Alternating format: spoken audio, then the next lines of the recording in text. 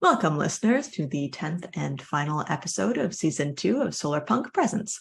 Today, Ariel and I will be talking about what we mean by wilderness, because it turns out that word means very different things to the both of us, and also about things like rewilding and ecofascism.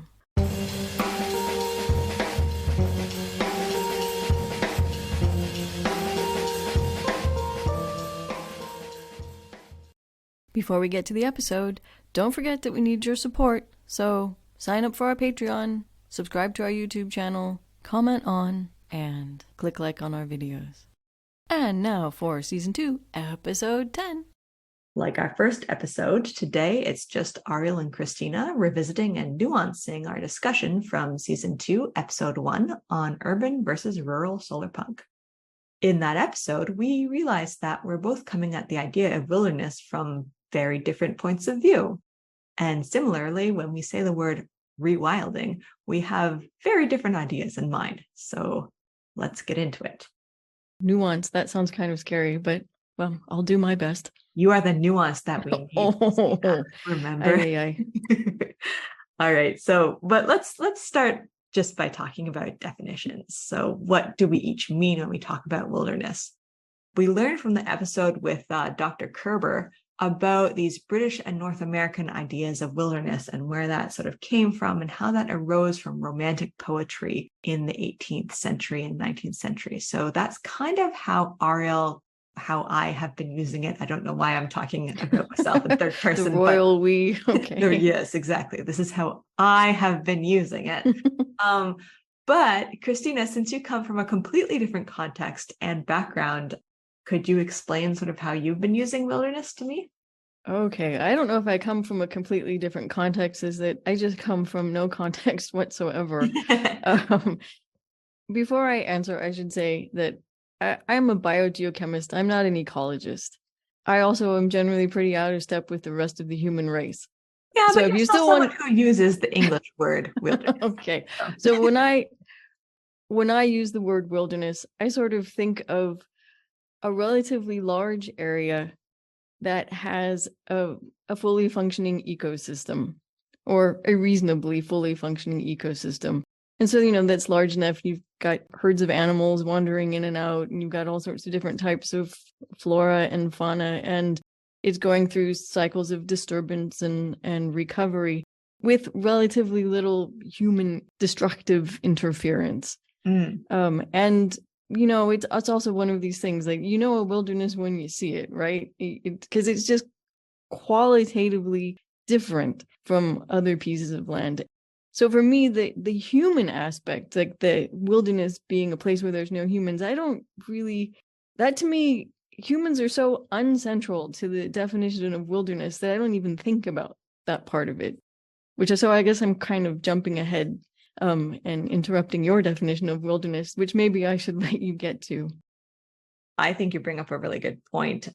I think the historical roots of that idea of wilderness as it exists in the North American and British sort of ideas we see in Kroon's article, and as Dr. Kerber talked about, are really rooted in language and poetry and stuff like that, which does have this necessary separation between humans and wilderness. Regardless of what's actually going on, that's the way in which our language kind of invokes that historical baggage, I guess. Yeah, I went and looked up the definition of wilderness in an online dictionary, and they really do say, it's this area that is devoid of humans, of people. So I was a bit shocked by that, because when you think about wilderness areas, so if you think about the national parks, if you want to call those wilderness areas, those are far from devoid of people. They're also full of inhabitants, because there are people who live there and work there, right? The people who work for the park service or whatever. So yeah. So there's also, it's very strange to me. As you were saying, in the European context in Germany where you live, there are people who just live in what we would call national parks, and that's just kind of the way things are over there, I imagine. So well, so I also looked this up today. When you look at the actual land area of Germany that you could actually kind of consider wilderness, it's like less than 0.6%. oh wow. Right? So there ain't no wilderness in Germany. Sorry. There's quote unquote forests, but they're not wilderness. Well, because they are back so heavily logged, and there's no, all the sort of natural cycles have been disrupted because they let the trees only get so big, they plant them in straight rows, and not to mention that many of them are monocultures of species of tree that don't really belong there. They log them and then they take them out. They don't leave anything to rot for the insects, right? So it's not a natural ecosystem anymore. It's doesn't have wolves anymore, although I guess it's changing a little bit. But and you have to have the hunters come in and shoot the deer, otherwise you get too many deer, and then the deer eat everything, and yeah, it's not wilderness. But maybe you should give then this historical or traditional or your definition of wilderness. As I see it, it goes really back to the origins of sort of settler colonial exploration and settlement of North America, and these ideas that really come from biblical usage of the term wilderness as a place that is not. Okay, this is difficult to explain because at first, biblical usage of the term wilderness was like, you get cast out into the wilderness. It's not a nice place to be. You want to be inside the garden. However, there was a change in the 18th century with the Romanticists who are like, actually, the wilderness is this place where you can go and be self-actualized as a rugged cis male individual. And it challenges you both spiritually and physically in the way that you are able to rise to meet the challenges within the ecosystem. So whether that's, I don't know, hunting deer or wrestling a bear, that sort of thing. But so what seems to be common to those two ideas of wilderness is that it's not a place where people belong. Yes. Yeah. Right. Exactly. It's not a place where people are living. It's where people go to experience revelations. Yes. Yeah, exactly. It becomes really tied into this idea that wilderness is this place where you can go to experience being closer to God or the universe or the sublime, whatever you want to call it. You can have this spiritual experience in the wilderness. And in the 18th and 19th century, this definition of wilderness, which really influenced a lot of, especially American environmental organizations, was that this is a place where you want to go. But you don't want it to go. You want the wilderness to be preserved so that you always have that option to go into the wilderness and experience spirituality, and then you can come back to your day-to-day life. On some level, it's not a bad thing, right? And it's not even a new distinction. So if you're talking that already by the time the Bible was written, it was well set in people's mind that there were settlements where people lived, and then there was the wilderness where you were just kind of on your own and anything could happen.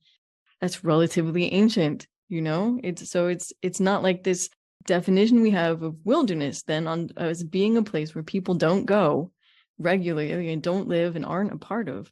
That's surprisingly old when you think that there actually weren't that many people around 2,000 years ago. Yeah. Or longer. And there was still, quite a lot of space out there, and yet people had already opted to come together and to live not in wilderness for the most part, but in settled areas. Yeah, I think, and really identified with that. I guess that's what I was trying to say. Really identified with that. Yes, yeah, it's that strange flip in sort of the 18th and 19th centuries that happens where wilderness, which had before sort of begun to take on this idea of being morally bad. The wilderness, well, or not, again, that's not new, right? If Jesus is going out and wrestling with his demons in the wilderness, it's already kind of a morally bad place. Exactly. So why should we care about the wilderness if it's evil? We should destroy it, and it should not and turn it into something useful. So I guess what I'm trying to say is it's not necessarily all bad that suddenly people are like, hang on, we don't actually have to wrestle the wilderness into submission. We can actually appreciate it and try to preserve it before we destroy all of it. As I said, I live someplace now that doesn't have wilderness, and it's really crappy. Yeah, I And mean, I agree that impulse is really a great thing, but I think that what happened was that people kind of swung too far to the other side. If you catch my meaning. yeah, no, I understand that. I understand that. It is sad that we think of ourselves as being apart from the earth. Yes, yeah, and especially of seeing people who are living in quote unquote wild areas and saying, because you are a human being, you cannot live in this space. This is a space for me to go when I want and to not have to look at other human beings. Oh, well, anyone who's gone to a national park does not have that experience. No. This was, but like on the other hand, it's yeah, but it's also good that I think it's good that we have national parks so that in principle everyone can go visit them. Yes. Right. Yeah. So I mean, I think this is a really complicated issue. Yes, there is a shameful historical legacy of setting up national parks as being used as part of the excuse to remove Native Americans from the land and to contribute to that genocide. That is horrible and shameful, and I was shocked to learn that because I didn't know that. On the other hand, now, today, I'm really happy we have national parks because everyone can go visit them and see and appreciate them. And they, okay, I don't actually think it's so bad to view the wilderness as someplace that's sublime, where you can go and see beauty and experience the earth. I think that's great. I actually don't think that's bad. I understand that it's bad if you think of yourself as being separate from nature, so then you go home and go back to polluting and doing all the overconsumption and all that horrible stuff that wrecks the whole earth. That is a bad aspect of that dichotomy. But I also think it's nice to have places where people can go and say, wow, the earth is a cool place, is a really cool place. I agree that having that available to people is great. I just think that the way that was put together was not so great. And yeah, so what do we do about that?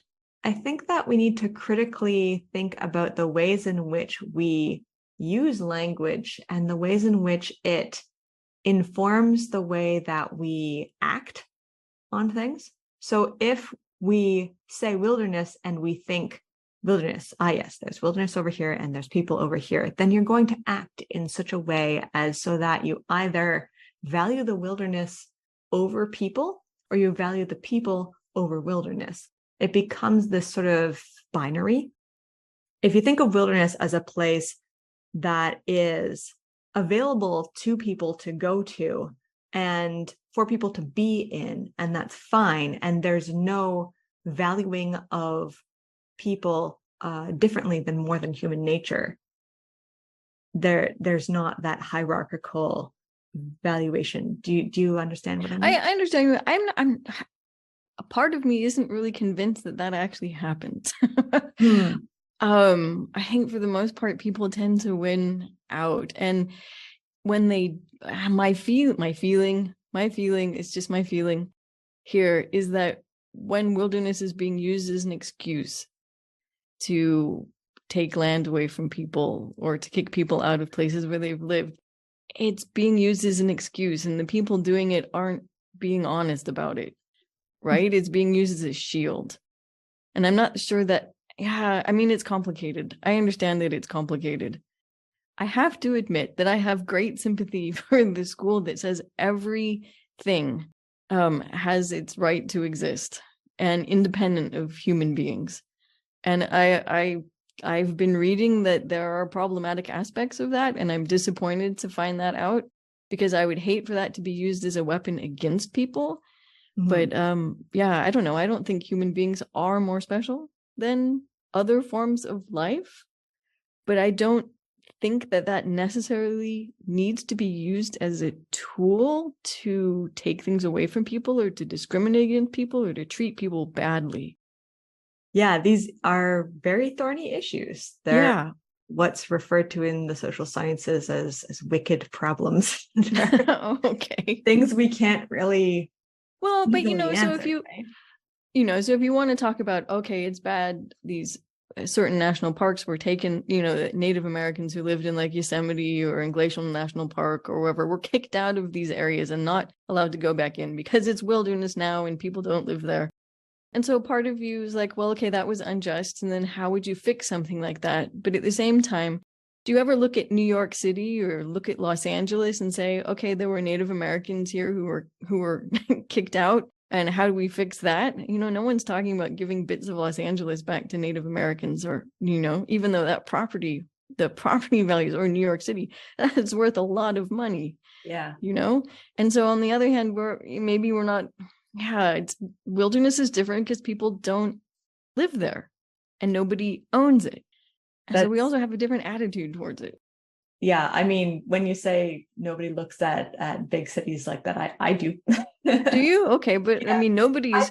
I think that might be part of the coming from Canadian academia, we tend to have a land acknowledgement before every single meeting. And so it's been drilled into my head about who the original owners of the land are. So I think about that quite a bit whenever I am in a place. And usually these, academic meetings, they'll happen at, the University of Edmonton the University of Alberta, in Edmonton, and they'll happen, at the University of Toronto. And Toronto has a treaty relationship that goes back hundreds of years, and there are several different groups who are the stewards of the land.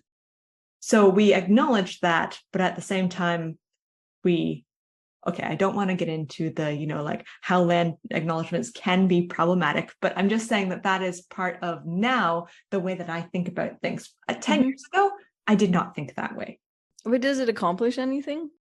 Well, I mean, what it's accomplished for me is that now I have this decolonial sort of attitude towards big cities where I'm thinking, this city of Toronto has not always been a city the way it is today. And the land has not always been used for the same purposes as it is today. And the way that people live here is not the same as it is today. And yet you can look at any city and say that. Yeah, it allows me access to sort of deep time, which is not something that I thought about beforehand, and maybe that's on me. But especially growing up, you don't tend to think about the history of the place that you live when you're, 7 years old.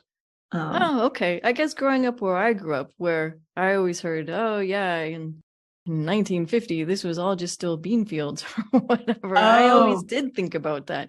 When you're living in a relatively young house, that's the first house that was ever built on that piece of land. Wow. You do think about that, and you do wonder, what would this have been like, before all this, even before the bean fields, and and to some degree, there are photographs of some of the places before they were developed. And I can, I also, growing up, there were places that weren't developed and now they are. And it's hard to remember sometimes what they used to look like. That's so cool.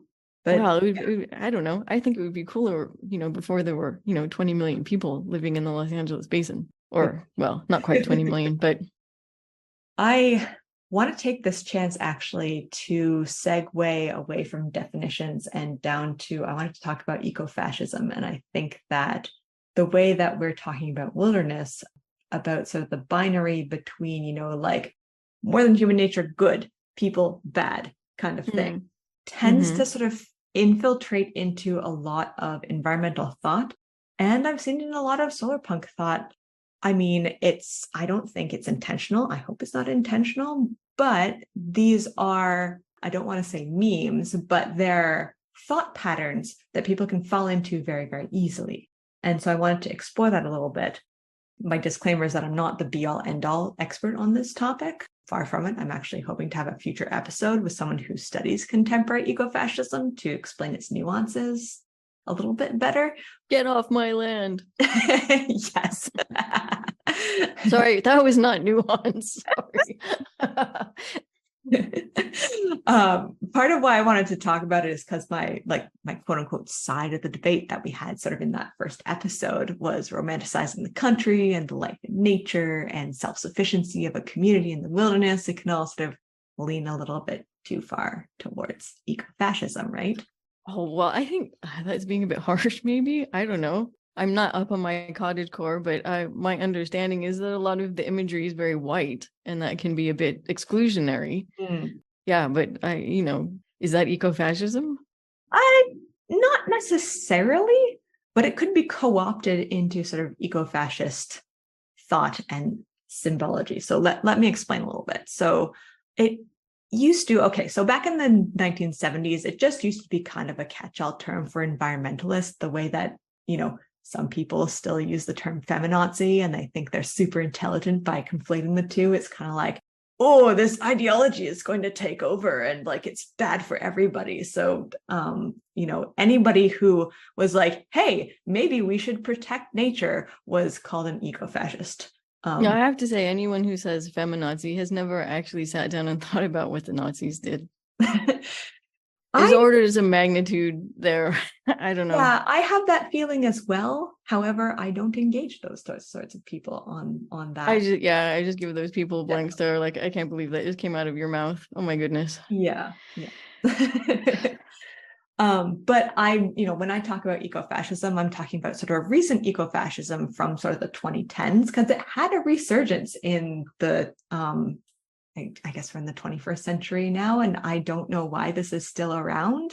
But I looked into it a little bit. It's xenophobic, it's anti-immigrant, it's focusing on blaming the demise of the environment on overpopulation or over-industrialization of other countries.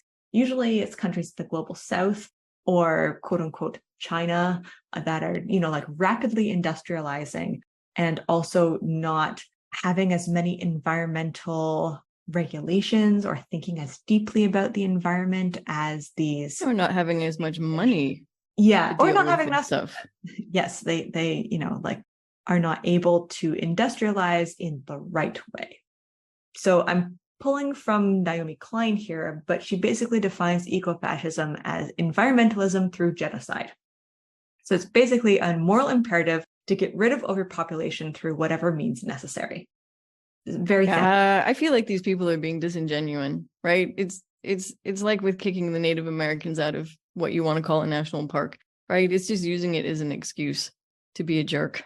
Well, it's a recognition that yes, humans are bad for the environment, but also you are not human enough to deserve to live. And that's incredibly problematic.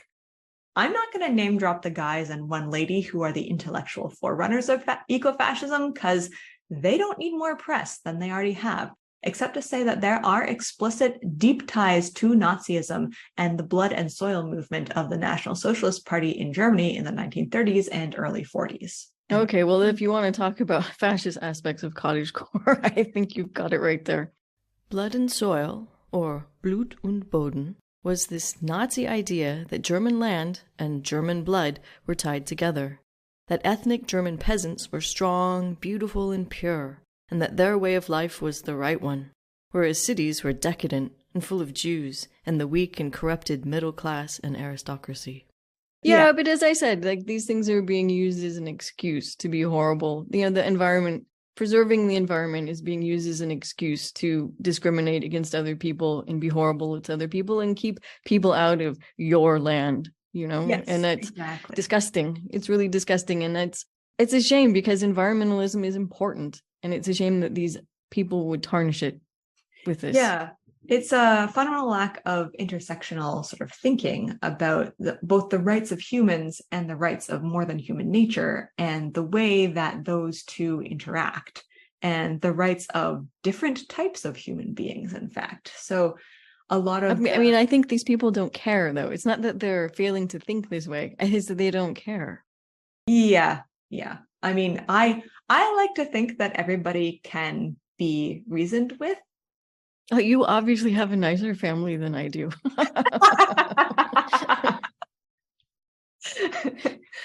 I'm also very conflict avoidant.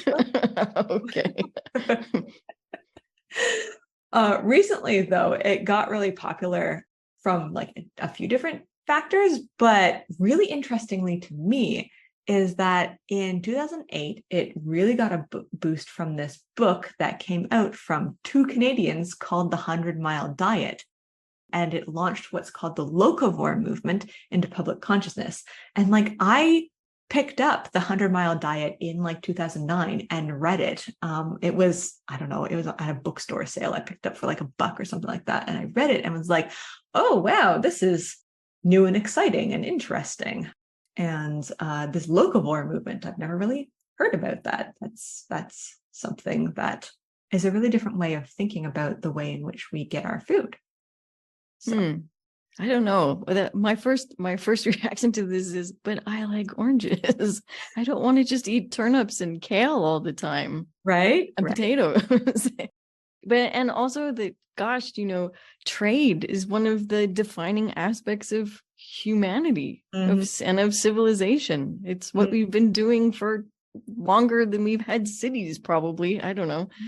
Everybody has engaged in trade. Native Americans engaged in trade. I mean, it's how we exist together as a global community, and how we learn about each other's cultures, and it's how we get to eat oranges if you live someplace where it's too cold to have oranges. I totally agree with you, Christina. Yeah, so I mean, I would never want to have to eat only food that came within 100 miles of where I live. Yeah, well, I mean, but at the time, it became a pretty huge deal. And like, I think it got a boost actually from, the business community, because all kinds of businesses saw it sort of as an opportunity to advertise themselves to the people in their communities. So, it cuts down on the carbon emissions from transporting food. So like those oranges that we like to eat, like how many tons of carbon did it take for where they were grown where we are? Possibly. But when you think about how you have to store food and how you have to refrigerate it and how some places produce more food than other places, Christina, I'm not really sure that the carbon, you'd have to sit down and actually do the math. But like nobody was talking about this at the time, right? They were thinking about how great it is because you get to know your neighbors, you get to know your local farmers, you get to know your suppliers. These are all great things. And they are all things that I think really are in keeping with the Solarpunk ethos of, creating community where you are, which all sounds very, very positive. Yeah, but okay, so are people actually only wearing clothes that have been grown with materials from 100-mile radius? No, this is a diet. Yeah. Okay. I mean, and fair enough. Most of what we consume is food, probably more than anything else, right? So, but still, I always think, the principles are never universally applied. Yeah. I mean, I read it, and these two people who wrote it, they live in British Columbia, in Vancouver, which in their 100 miles, there's a whole lot of food. There's the Okanagan Valley where they have, fruit and stuff. And it's well known as one of the places in Canada where you can grow a lot of food very easily because the climatic conditions are very favorable for it. And so this I was thinking to myself, 100-mile diet, eh? Well, I guess that's really nice for them, Well, but it would destroy their local economy.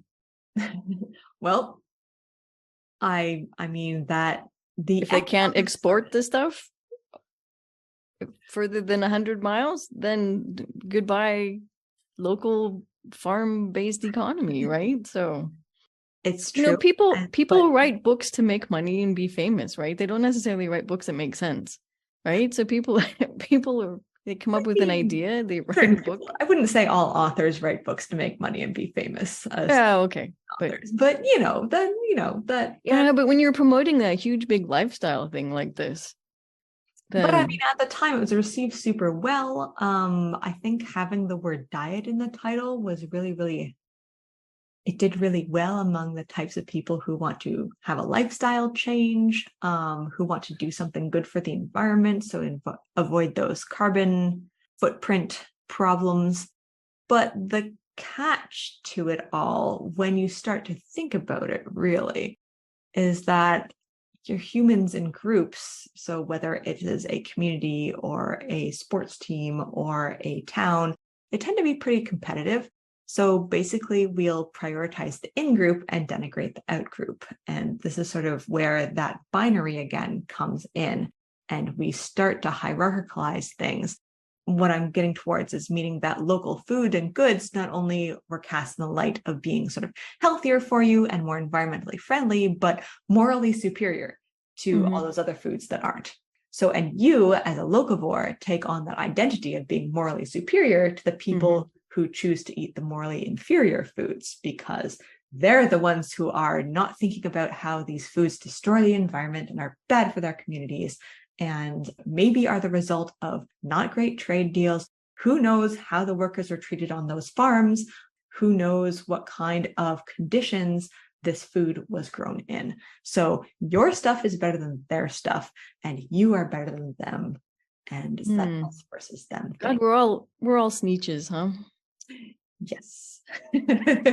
I love that book. What's it called again? The Star-Bellied Sneeches or something like that? No, just the Sneeches. Yeah, that would make sense. Yeah. You know, I used to work at Cambridge University in England, a very, very kind of stuck-up place. There's also some very smart, hardworking people there. But there was this really, really, really super famous paleo oceanographer in the department when I worked there.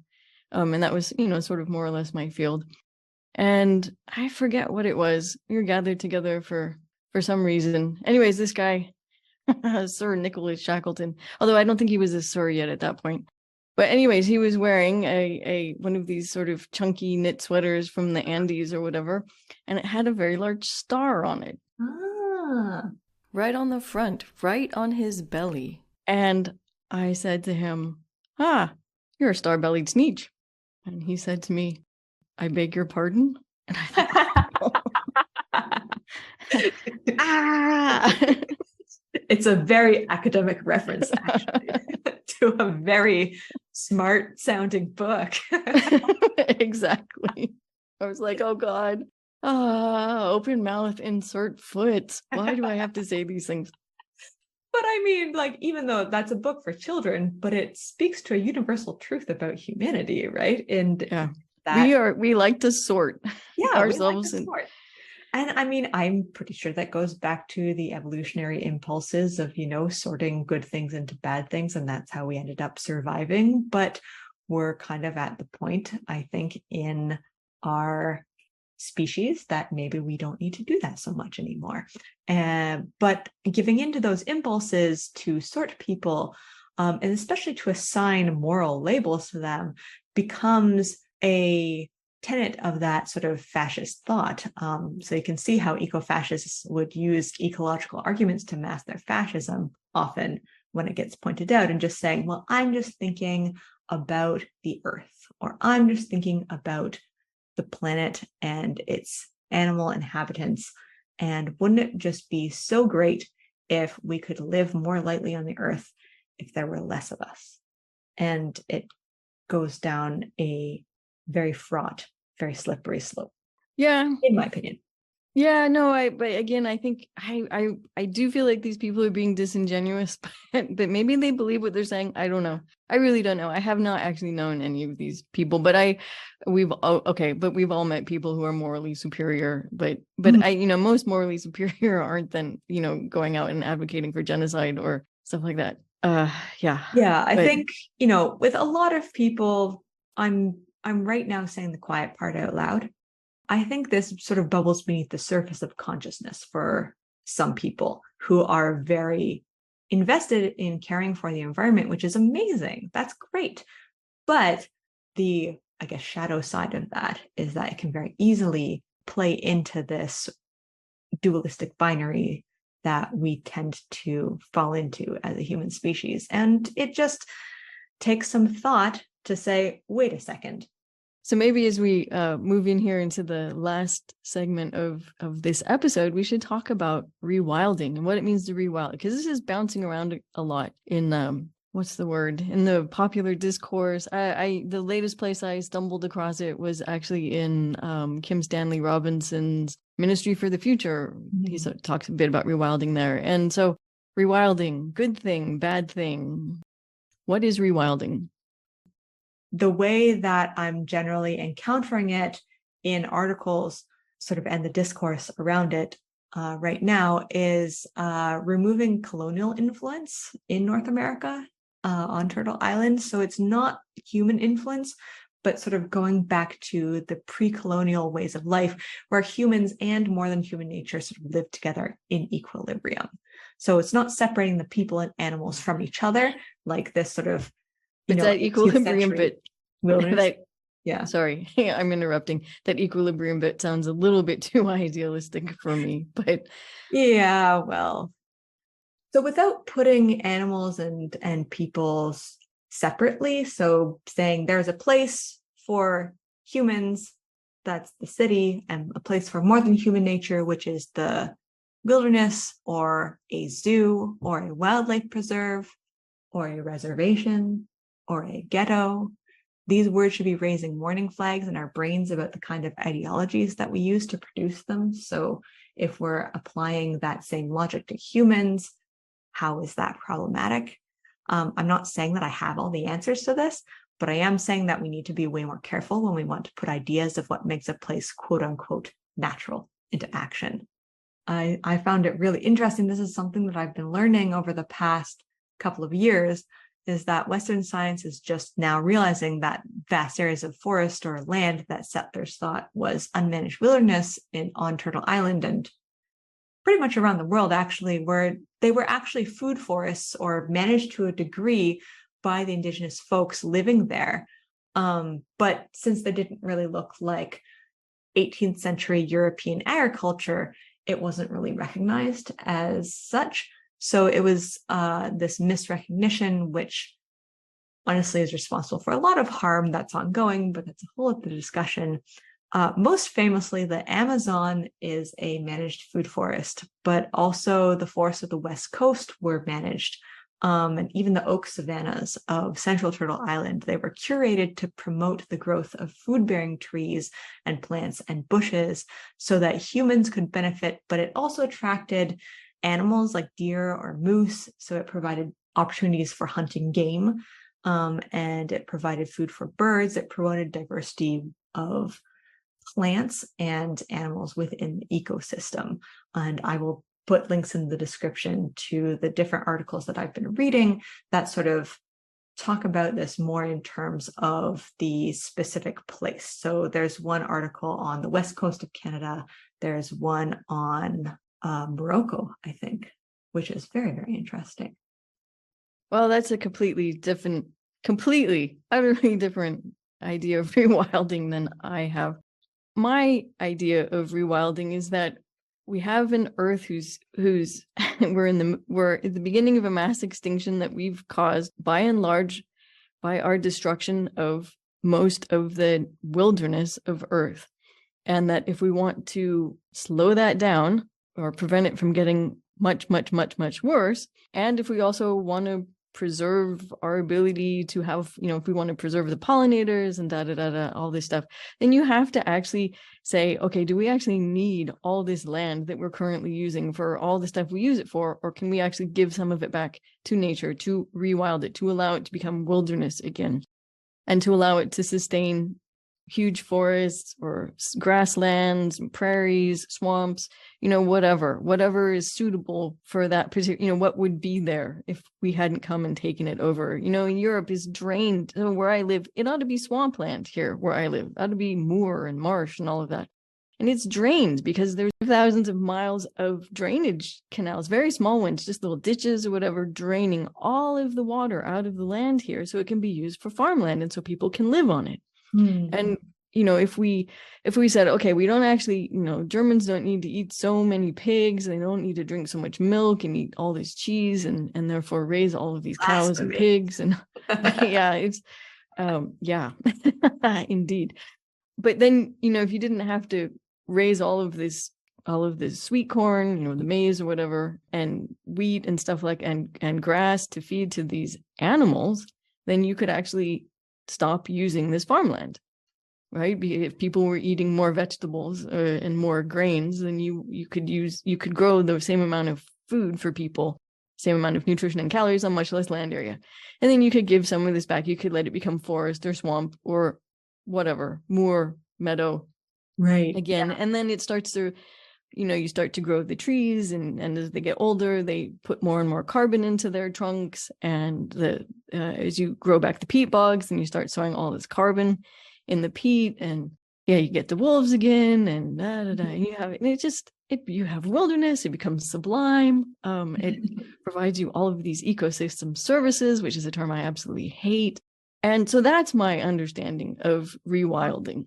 When you describe that, that was butting up against my idea of wilderness as like, okay, but when we're rewilding, that means that the humans have to not go there. And it comes along with all this sort of like almost eco-fascist regulations of the way that humans are allowed to interact with land. But now I see that's not what you're thinking of at all. Yeah, not at all.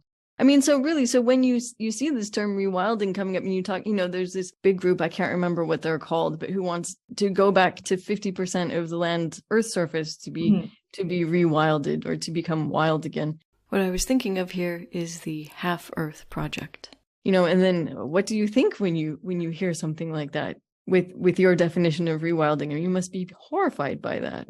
Yeah, well, I'm intrigued by it, and I would need to know more about the company.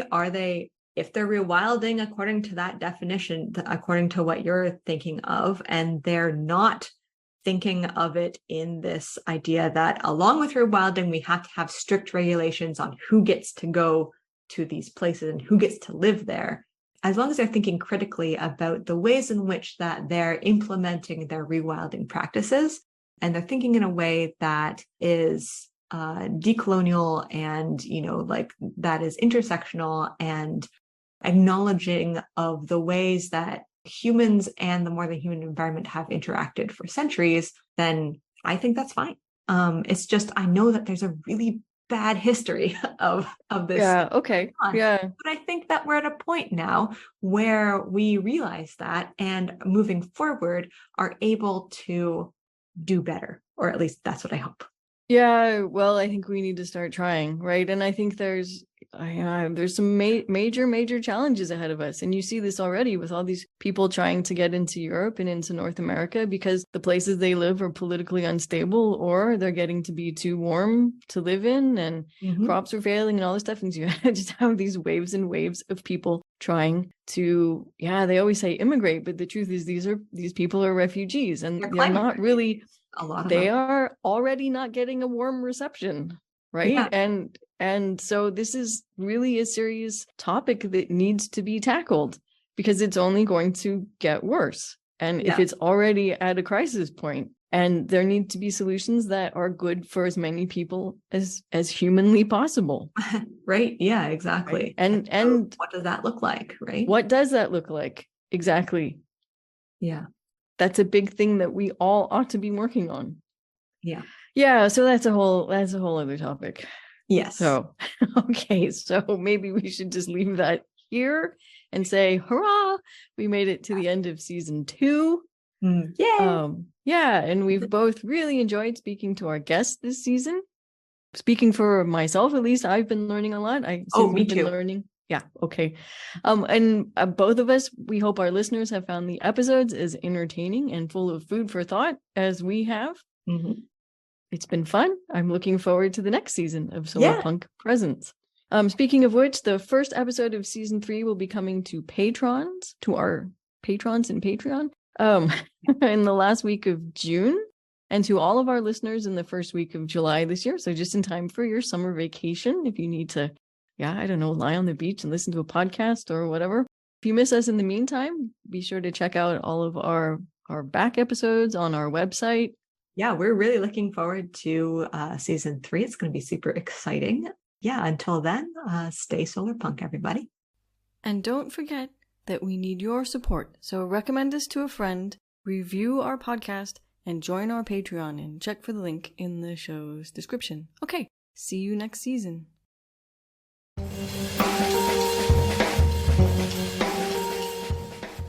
Thank you for listening to Solarpunk Presents, a podcast hosted and produced by Ariel Kroon and Christina de la Rocha. The audio for this episode was recorded in part on the traditional territory of the neutral Haudenosaunee and Anishinaabe peoples, and in Germany. The opening and closing music of this podcast is Water Cooler Gang by Monkey Warhol. available for use under the Creative Commons Attribution 4.0 International License.